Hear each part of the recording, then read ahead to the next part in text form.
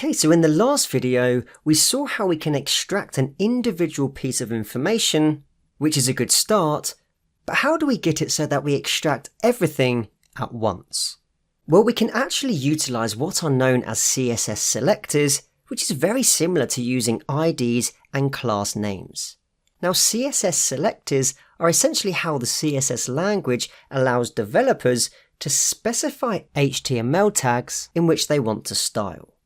Now, BeautifulSoup objects support searching a page via CSS selectors, and we can do this by using the select method. So before, we set a variable called period, which then searched the today element and pulled back a class equal to period-name in order to get the forecast date. But if I wanted to get all the period tags at once, I could set a variable called period_tags and set this equal to a call on the 7_day_forecast BeautifulSoup tag object. I can then place a dot. I can then put select, which now enables us to utilize CSS selectors. And now in double quotes, seeing as we want to select all the items with the class name period-name, which is inside an item with the class tombstone-container, what we can do is put dot tombstone-container to highlight the fact that we want to go down to this level, and then we can put a space followed by dot period-name, which is the class name that contains the text for what forecast date it is. I can then utilize list comprehensions to extract everything at once. So if I firstly take a look to see what's now stored in period_tags, you can see that we get each respective p tag with the class name period-name, and we then get the text before the paragraph tag is closed. So now let's use list comprehension to get the respective date.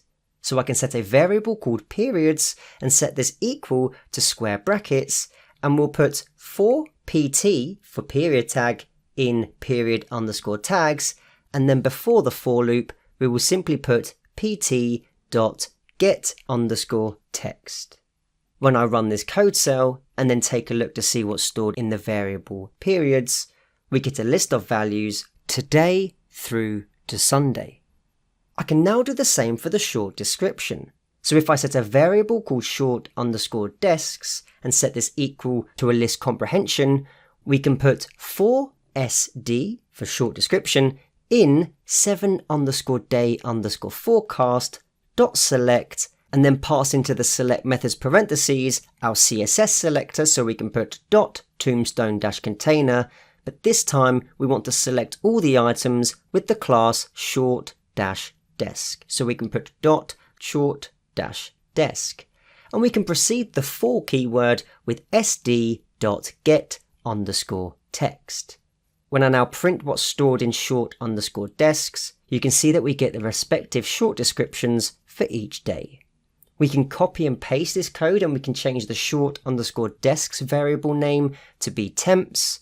We can put for t, and we can then leave in 7_day_forecast.